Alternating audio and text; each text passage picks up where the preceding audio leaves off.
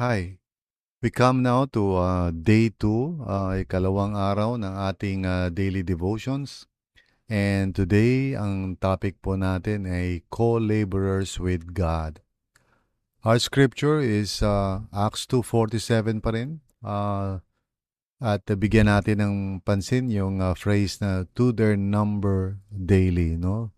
Yesterday, we talked about yung unang bahagi ng verse na nakalagay doon na, and the Lord added to their number, daily. So, andun tayo sa second part, no, ng pangungusap na yan. And let's pray and ask God to guide us as we meditate on God's word today. So Lord, maraming salamat o Panginoon. We are on the second day of our daily devotions. And I pray, Lord God, na you would continue to speak to us and teach us from your word. Holy Spirit, guide us and help us to see kung paano itong passage na to ay, Lord God, nangungusap sa amin para matutunan namin, Lord God, how to really participate in what you're doing sa mundong ito, in reaching people and bringing people to yourself. So, salamat Lord na kami ay ginagamit mo at nais namin Lord na i-offer ang buhay namin sa iyo, Panginoon. We give everything, we surrender everything, Lord. May you use us, O God, according to your will and purpose. In Jesus' name, amen and amen.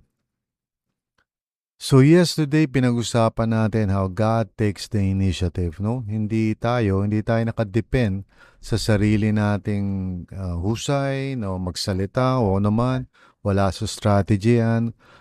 We reiterated and emphasized talagang si Lord talaga ang dapat manguna. That's why prayer and listening to the Lord and waiting upon the Lord to guide us, yan ang mahalagang dapat natin matutunan bilang followers ni Lord. And especially since we desire na yung purpose niya ay ma-accomplish through our lives. You see, hindi tayo niligtas ng Panginoon just so we can go to heaven someday. He saved us and is continuing to save us so that through us, he may accomplish the good work that he desires to do in the world, you know. And that is, of course, bahagi ito ng kanyang overall purpose to transform, the whole creation and bring it back to himself, starting with people. At tayo ay niligtas ng Panginoon upang maging kabahagi doon sa nais niyang gawin, sa mundong ito. And that is really our mission and our mandate, to reflect the glory of God, to fulfill His purpose, at kaya niya tayo binabago sa araw-araw. So, yes, we need to always remember it is the Lord who initiates. Pero this time, let's talk about yung part natin. We are co-laborers with God, God wants to work with us and through us in accomplishing the good that He desires to fulfill, through us and for other people. So, although it is true na si Lord talaga yon, di ba? He's the one who causes all these wonderful things to happen. Tayo po ay merong importanteng role dito.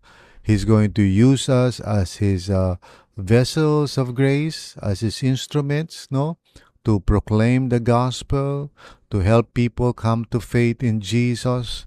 Matulungan natin ang mga tao to become genuine followers of the Lord, and then ifo-form natin sila into communities of faith, and we will train them and help them discover yung calling nila in the Lord, and para they can serve God, and maybe some of them may become leaders someday.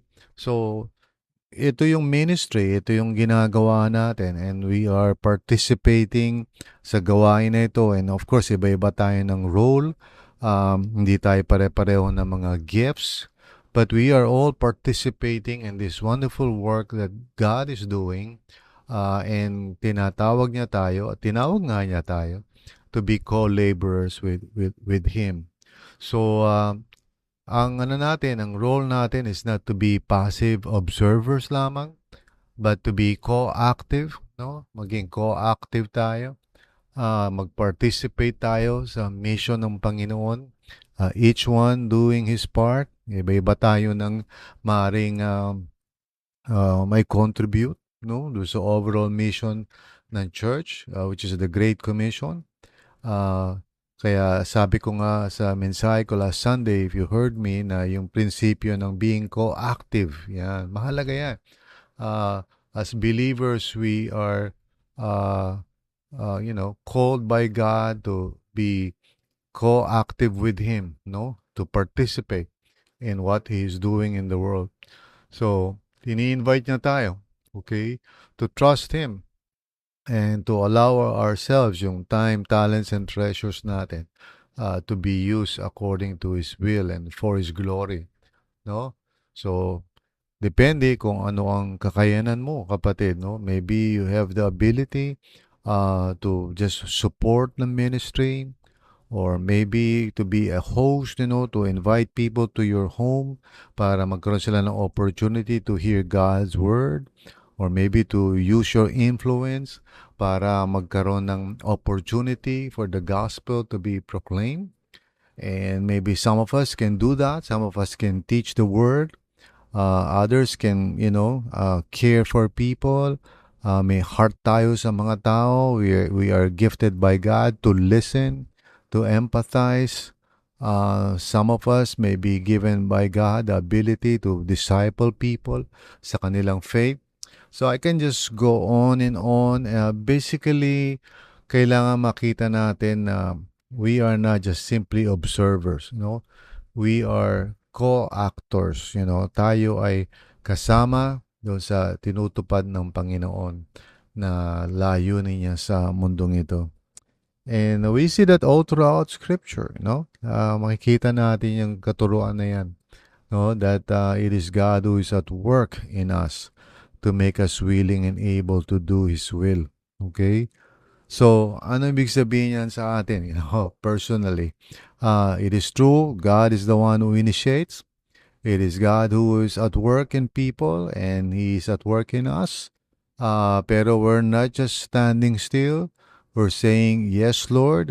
So gusto natin marinig kung ano yung pinagagawa ng Panginoon. Maybe it is just simply to reach out to a friend, to pray for somebody, no?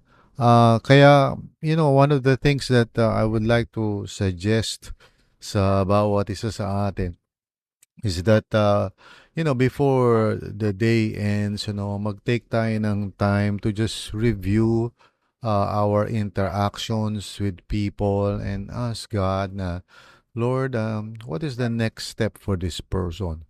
Anong pwede kong magawa, Panginoon, that might contribute to what you want this person to know about you, or how you would want this person to experience your love, no? So let us seek ways to discover through prayer kung ano yung nais na ipagawa sa atin ng Panginoon. Huwag lang tayong mabuhay sa mundong ito na hindi tayo mindful, of what God may be doing all around us.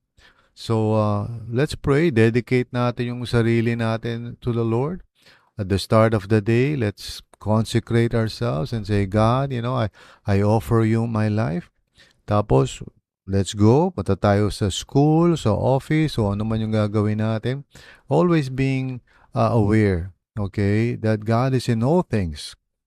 God is in all things. God is at work. So, maring hindi mo siya ma-discern at the moment, pero maganda na maybe before the day ends, let's just look back and say, God, I met this person. I'm just so thankful to you na nakilala ko siya, and may you help me, Lord, to know kung anong nais mong gawin ko para sa tao na yun. Maybe to just say hello and ask him or her kung may prayer need sila.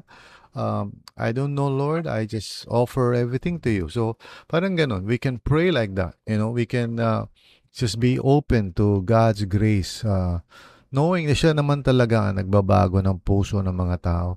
Pero meron tayong participation doon, no? Kahit mga simpleng paraan.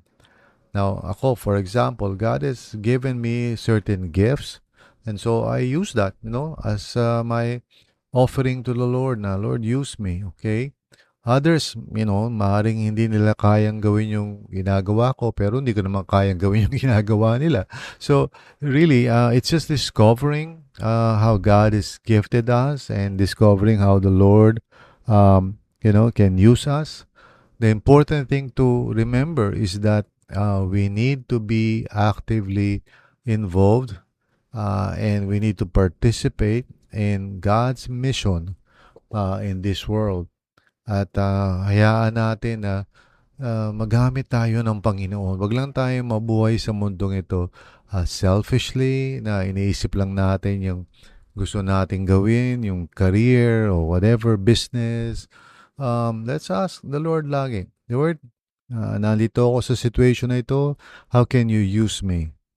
Lord, nasa trabaho po ako, how can I be an instrument of your grace? Panginoon, nandito ako sa class na ito, nag-aaral ako. How can you use me, O Lord? I'm willing to be used by you. So let's keep asking God. Let's keep seeking His will and purpose for our lives. At i-offer natin ang sarili natin sa Panginoon. God is the one changing people's lives, hindi tayo. Pero He wants us to be available, no? For His use and for His glory. Amen po ba? So today, yun ang gawin po natin. Isipin natin, Lord, how can I offer myself to you today? And God will reveal that to you, no? Dahil naniniwala ko, the Lord will never put to shame anyone who calls upon His name. So, sa Tagalog, hindi ka mapapahiya pag tumawag ka sa Panginoon. So, if you're really desiring to fulfill God's will, well, He will honor your faith. I do believe that. And He would, respond to you as you ask for guidance and as you offer yourself to God. No? The Lord will honor that. Amen. So, manalangin po tayo.